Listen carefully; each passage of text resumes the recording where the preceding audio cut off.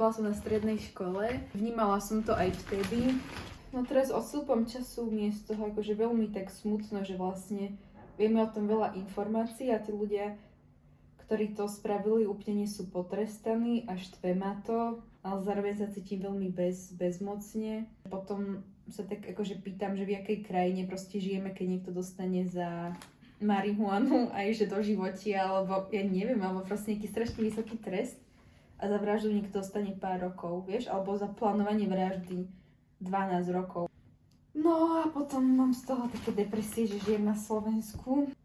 Neviem, čo mám povedať, lebo sa cítim bezmocne a zúfalo a je mi z toho zle, takže... Keď sa stal tento incident, tento strašný incident, tak som mal 15 rokov. Neviem, či som si uvedomoval tú váhu toho, čo sa vlastne stalo. A keď som počul teraz, že to už je 7 rokov, tak normálne sa mi to až ťažko spracováva. A myslím si, že celkovo už je to také smutné, že mám pocit, že tá spoločnosť už na to tak trošku tak zabudla a už sa to celkovo tak, neviem, aspoň taký mám z toho pocit. Nemyslím, že to absolútne zmenilo našu krajinu. Proste nebude na to sa to píkať alebo niečo. Tak to bude, no. Tak spomínam si, že táto udalosť nás všetkých veľmi traumatizovala a podľa mňa výsledok toho je obraz korupcie na Slovensku.